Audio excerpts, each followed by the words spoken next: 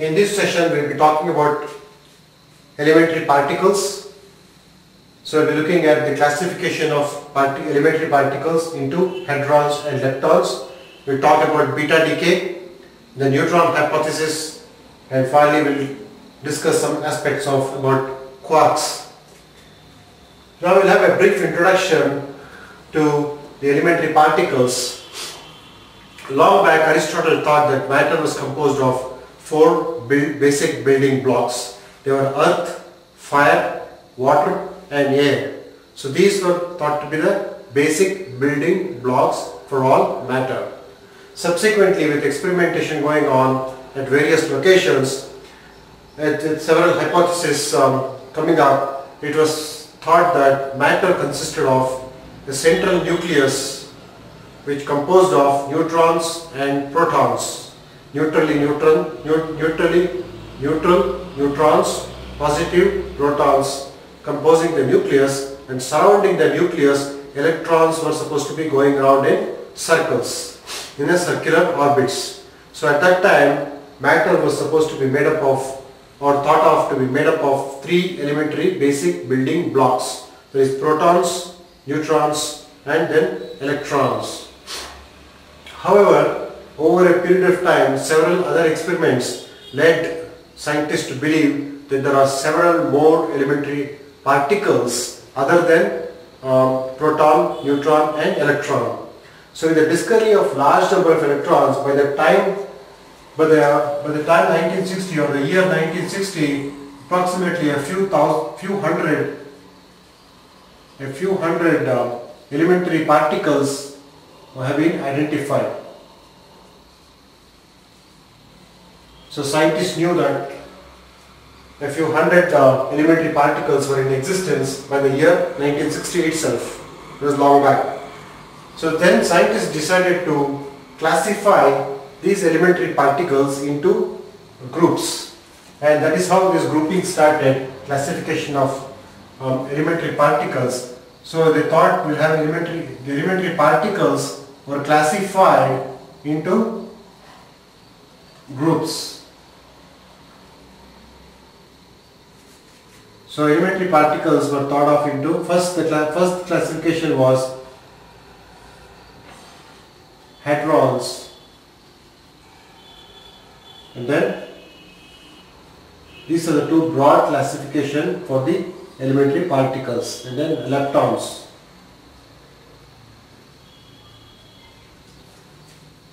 So the classification here was done based on the interactive forces among the particles. So the particles that exhibited strong interactive forces or strong interactions were classified as hadrons, and particles that had weak interaction, or they did not have, those particles that did not participate in strong interaction, were classified as leptons. So we have hadrons and leptons as two types of elementary particles. And now subsequently hadrons itself were grouped into two different sets. One is called the boron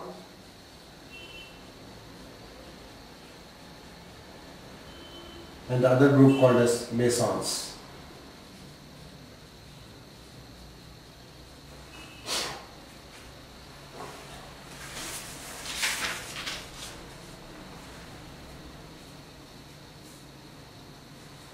I'm sorry, this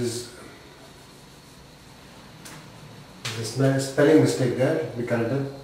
B-A-R-Y-O-N-S.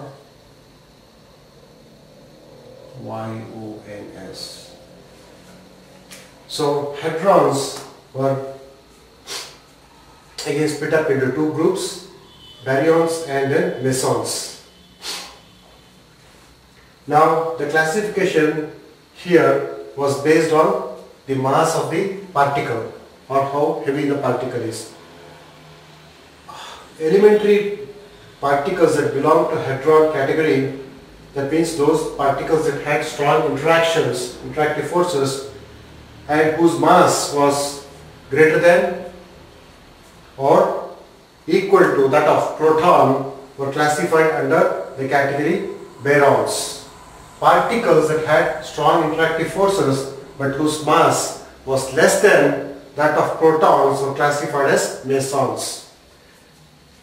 and as I mentioned, we had leptons as the other category. And these particles did not exhibit any strong interactive forces. So as an example, I can say that examples for these types of particles, obviously it is one is proton, and then we can think of neutron, and then the other two types of particles, lambda, sigma, and then omega. These are some of the examples for baryons. Now as far as mesons are concerned, some examples are pions,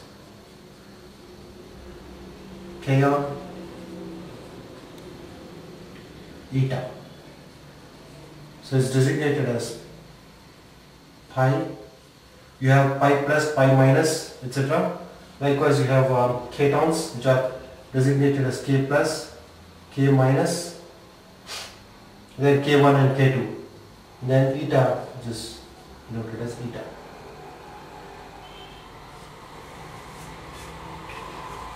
So these are some examples for these types of categories, under this category, baryons and then mesons. So example for mesons are pions, kaon and eta.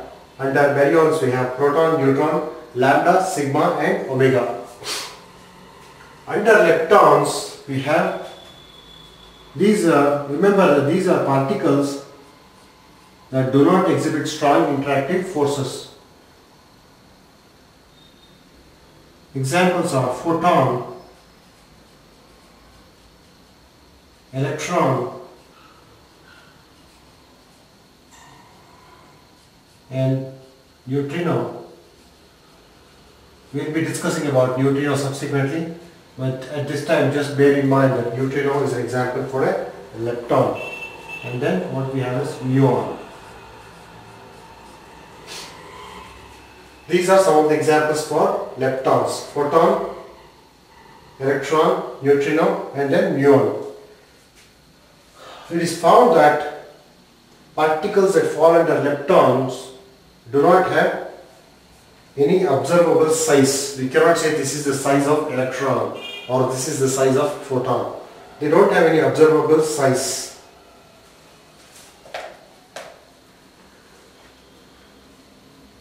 So this is about the broad classification of elementary particles. So elementary particles were considered under two categories, hadrons and leptons. And leptons did not exhibit strong interactive forces, whereas hadrons did.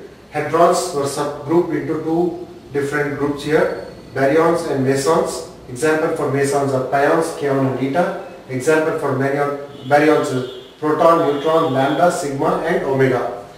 And the mass of these elementary particles were equal to or greater than that of proton. So after having looked at the brief categorization of these particles,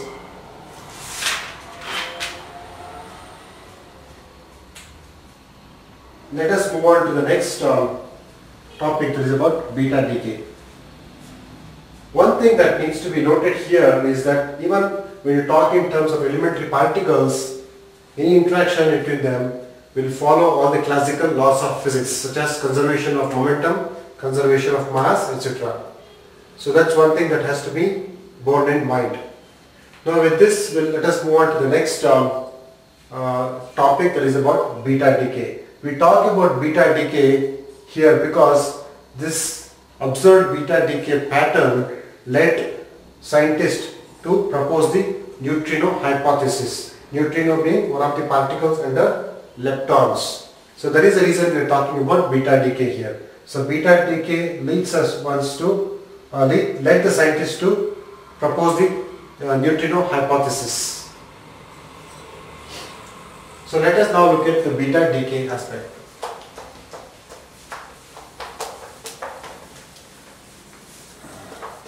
So we have talked about beta decay earlier when we discussed about radioactivity. So beta decay, if you can recollect, we define as beta decay as a phenomena. So we are going to discuss about beta decay. So beta decay is a phenomena, is the phenomena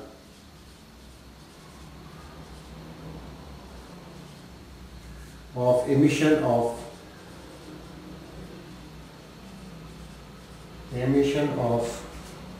an electron or a positron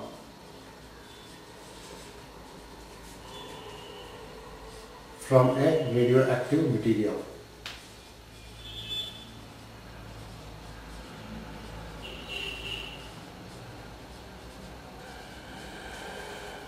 Recollect that when we discussed about radioactivity, we said that there are certain elements which are radioactive which give out beta radiation. So either it is an electron that is getting ejected from the nucleus, or it is a positron that is getting ejected from the nucleus. So note that beta decay refers to the process that takes place in the nucleus, not in the outermost, not in the outer circular orbits that the electrons go around. So beta decay is a nuclear phenomena. It's a change that happens in the nucleus of an element, of a radioactive element specifically. So there are two types of radio decay that can occur. One is the electron decay. One is the electron decay, wherein the electron is the resultant particle that is given out, and then the other one is the, let me come back to the other one. The other one is the positron decay. So let us look at electron decay first. So in this case, what happens is the parent atom, let us call this as X, and then undergoes change in the nucleus, a radioactive decay, and then gives an element Y which has the same atomic number, but with the same mass number, but with atomic number increased by 1, and then the particle is given out is -1, 0. That is the electron.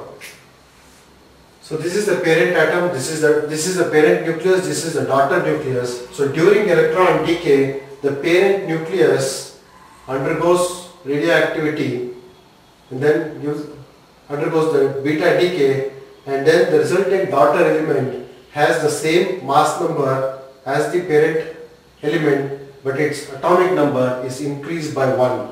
And then also along with that, there is an ejection of an electron. So this is how it is represented. Likewise, if I look at the positron decay,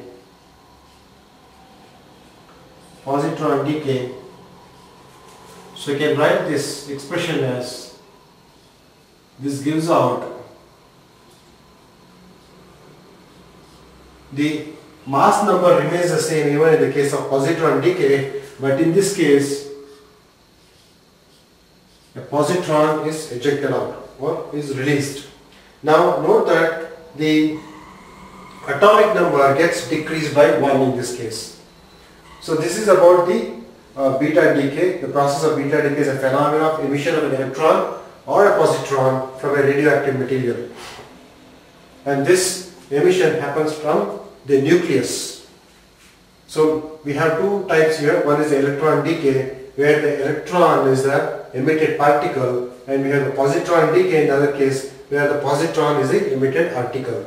So in the case of an electron decay, the daughter element, this is called the parent nucleus, this is called the daughter nucleus. So the parent nucleus has a mass number A and atomic number Z, and the daughter nucleus has got a mass number same as that of the parent nucleus, but the atomic number has got increased by 1 because of a emission of electron.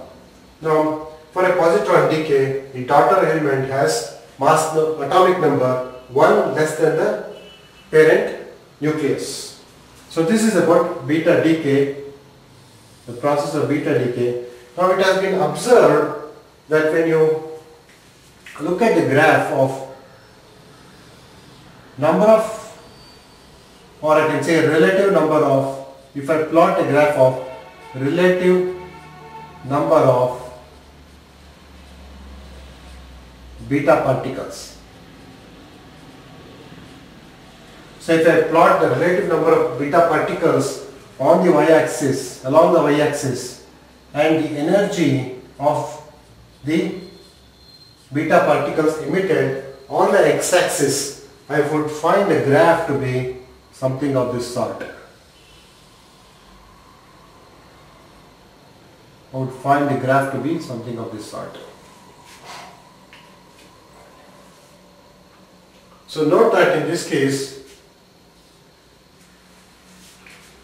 this is a continuous emission here. So the particles, the emitted beta particles can take on this continuous range of energies. Starting with this higher value, it gets to a peak, and then it goes down to a lower value. It goes down to a lower value. In fact, I should have written it like this. So it becomes zero at some point. So this is the maximum energy that the beta particles can take. Now experiments have shown that the nucleus itself has got discrete energy levels, and therefore if we apply the law of conservation of energy, the law of conservation of momentum, we shall have seen discrete energy levels in the plot of relative number of beta particles and energy. However, the experimental results show that there is a continuous distribution of energy among the beta particles that are ejected. Notice that we also mentioned that this beta decay or these elementary particles still need to follow the process of loss of conservation of energy, conservation of momentum. So one of the aspects is, from where does the beta particle get this energy?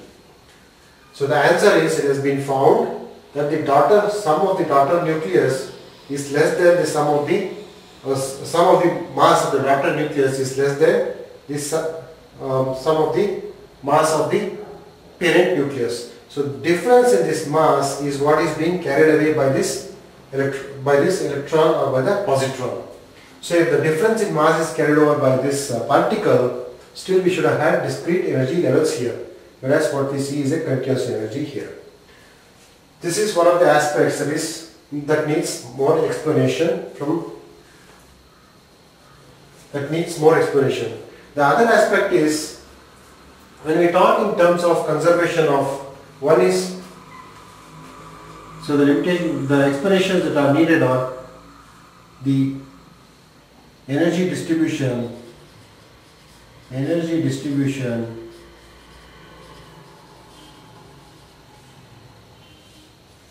Apparently the energy distribution should have been discrete, whereas it is continuous. The next one is law of conservation of momentum conservation.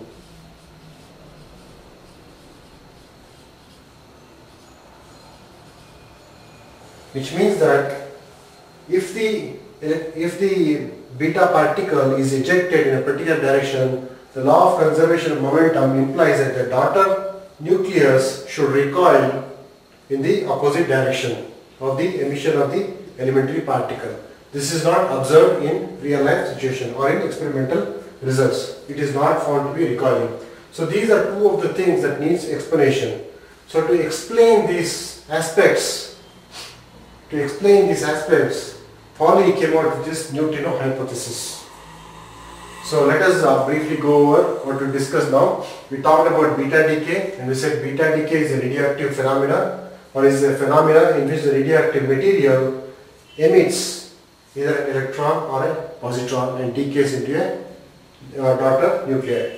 So there are two aspects here. One is the electron decay, the other one is the positron decay. In the electron decay, the atomic number of the daughter nucleus is increased by 1. In the case of positron decay, the atomic number of the daughter nucleus decreases by 1.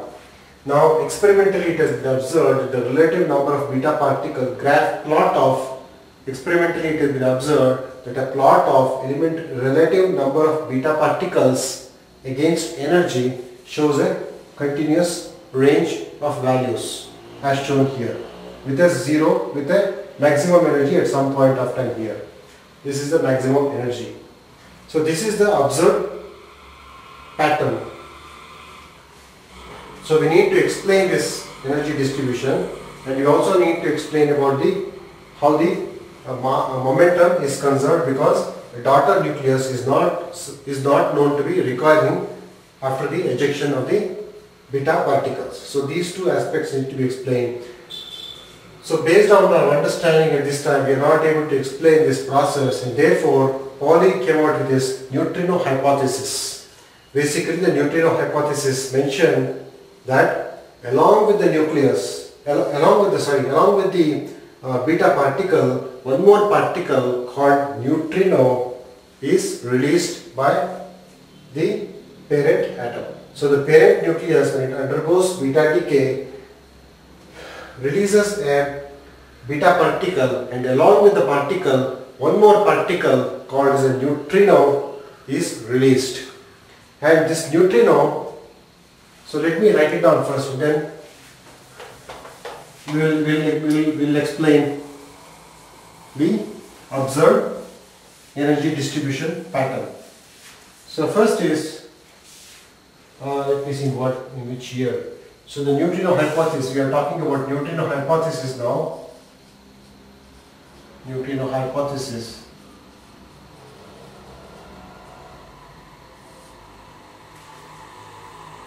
So Pauli in the year 1930 gave the neutrino hypothesis, suggested the neutrino hypothesis. Neutrino hypothesis. According to this hypothesis, accordingly,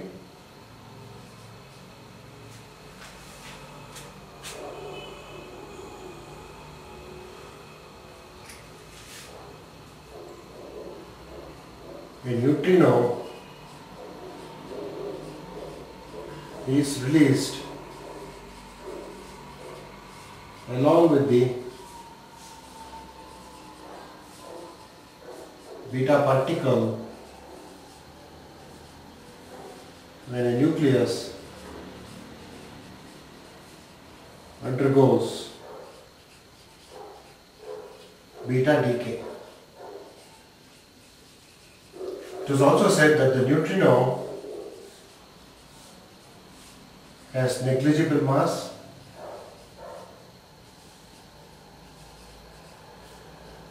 no charge, has a spin of half.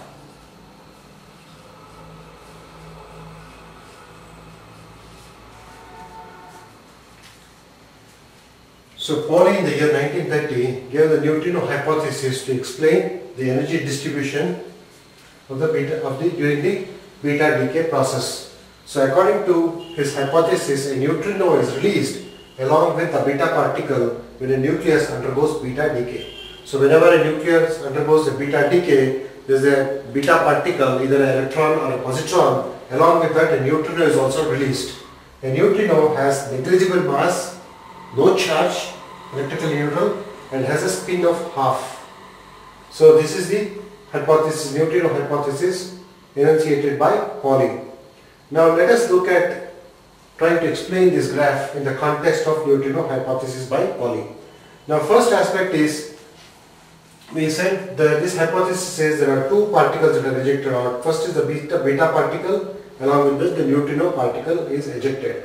So we mentioned that the mass of the resultant nucleus after beta decay, that is a daughter nucleus, is less than the mass of the parent nucleus. So the difference in terms of this mass is what is constituting as the energy of the emitted particles. Now this emitted particles, now that there are two particles, we can say that the energy is distributed between these two particles, the neutrino and the beta particle. So if the beta particle has the maximum kinetic energy, then the associated neutrino has minimum energy. So if the beta particle is an energy, let us say at this point, then the neutrino will have a difference of energy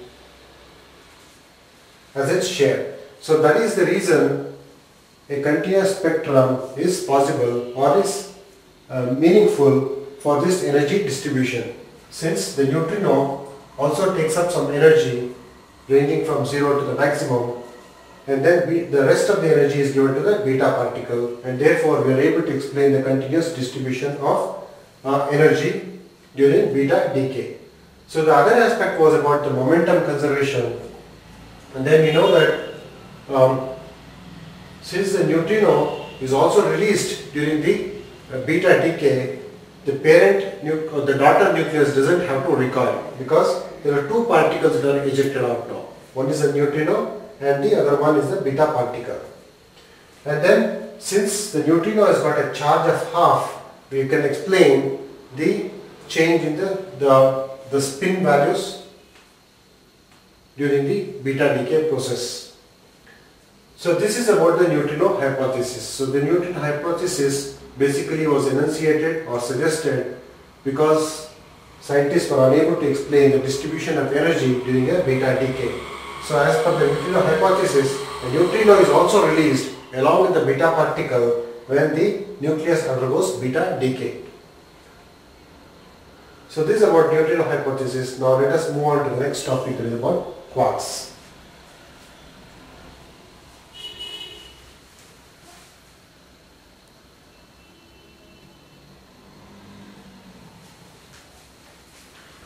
So we will now discuss about quarks.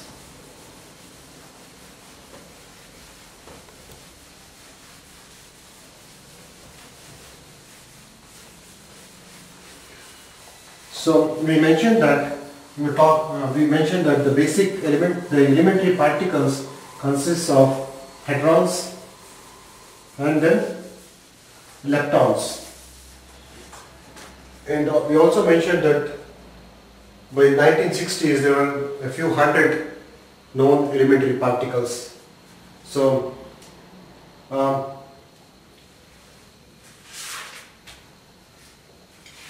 will discuss about quarks now. And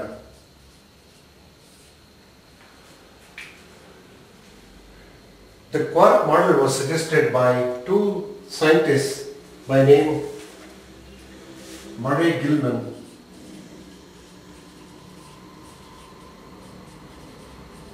and George Zwick in 1964. So now let us look at what is quark and what is the quark model.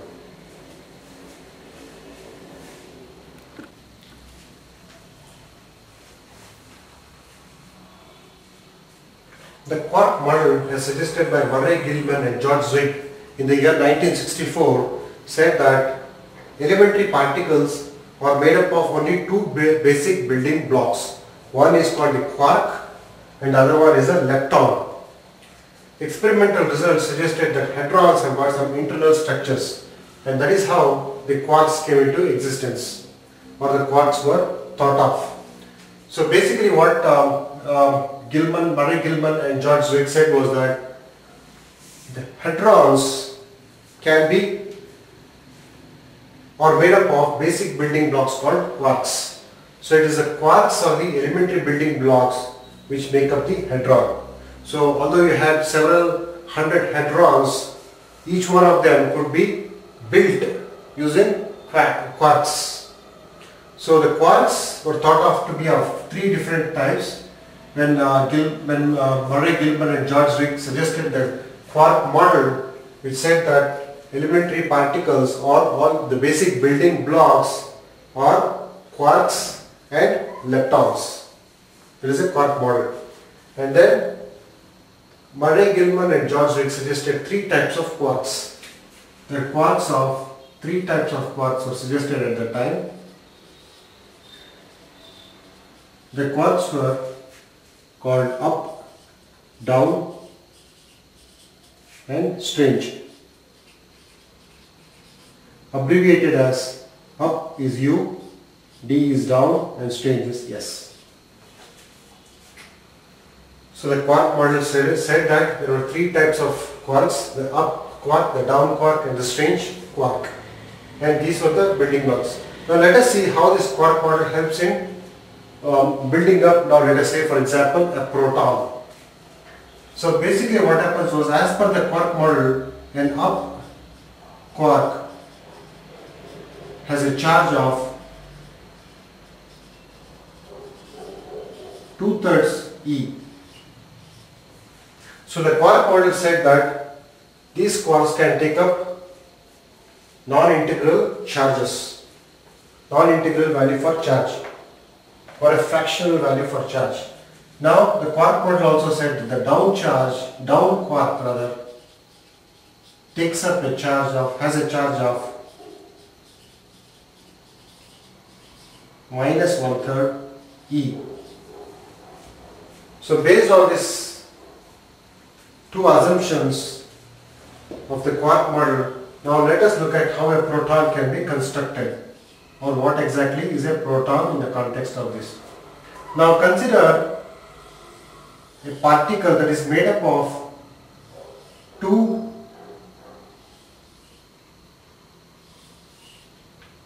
up quark and one down quark. Consider a particle that is made up of two up quarks and then one down quark. So the total charge on this will be 2/3 E plus 2/3 E minus 1/3 E, because the down quark has a charge of minus 1/3. So 2/3 plus 2/3 minus 1/3 will give me a proton. This will give me a proton. A proton has a charge of plus E. That is how we can construct a proton from three quarks. With two up quark and one down quark will make up one proton. Now let us look at how a neutron can be constructed. Now we are looking at neutron.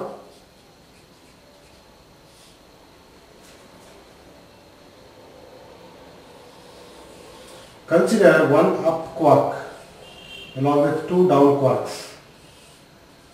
So the total charge on this is, up quark is 2/3 E and minus 1/3 E for a down quark, and then minus 1/3 E for the other down quark. And this results in a particle of zero charge. Zero charge, which is essentially a neutron. And therefore we are able to show that by using the basic elementary building blocks of quarks, by combining them, we can get a proton, likewise we can get a neutron. In fact, it can be shown that we can derive any of these hadrons based on these quarks. Now at the time when these two gentlemen, Murray Gell-Mann and George Rigg, came up with their quark model, they thought of only three types of quarks, up, down and strange. And they said these quarks can take up fractional values for charges. For example, the up quark has a charge of 2/3 E. The down quark has a charge of minus 1/3 E. This is the quark model. Based on the quark model, we can construct a proton and a neutron, or we can say how a proton is evolved from these basic building blocks called quarks. Likewise, we can say how the neutron got constructed from these basic building blocks called quarks. In fact, we can construct any of these hadrons based on these quarks. Now, as I mentioned at the time when the quark model was suggested, they said there are three types of quarks. But subsequently, scientists modified this and said there are totally 6 types of quarks: the up, down, strange, charm. They also thought of, let me write it down here. They also said that there are, let me erase that and write it forward again. So finally, the scientists said that there are 6 types of quarks that are possible. The original quark model said that there are 3 types of quarks that are possible: up, down and then strange. Subsequently, it was modified to say that all elementary particles are or quarks and leptons. Quarks, leptons and along with exchange particles.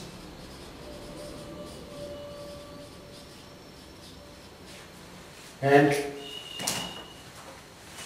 we have six quarks. They are up, down, strange, top, bottom and charmed. So we have 6 types of quarks now, and along with them you have the antiquarks also. And then we have leptons, around 6 leptons, and then 12 exchange particles, making a total of 24 elementary particles.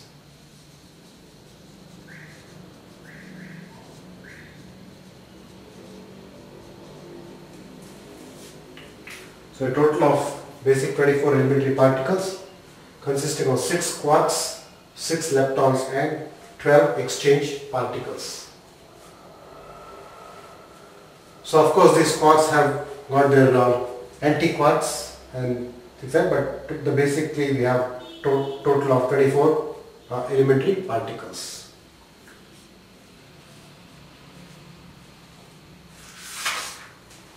These are the basic building blocks of matter.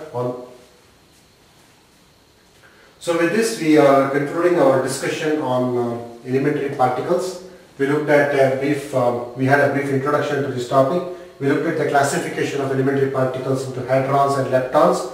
We talked about beta decay, because this beta decay, the results of the beta decay is what led Pauli to state his neutrino hypothesis. So we looked at neutrino hypothesis, which explained the energy distribution during beta decay of the beta particle. Then we looked at the basic building blocks called quarks, and then we showed how we can construct, or how a proton is constructed from the quark. We also looked at how a neutron is constructed from the basic building blocks called quarks.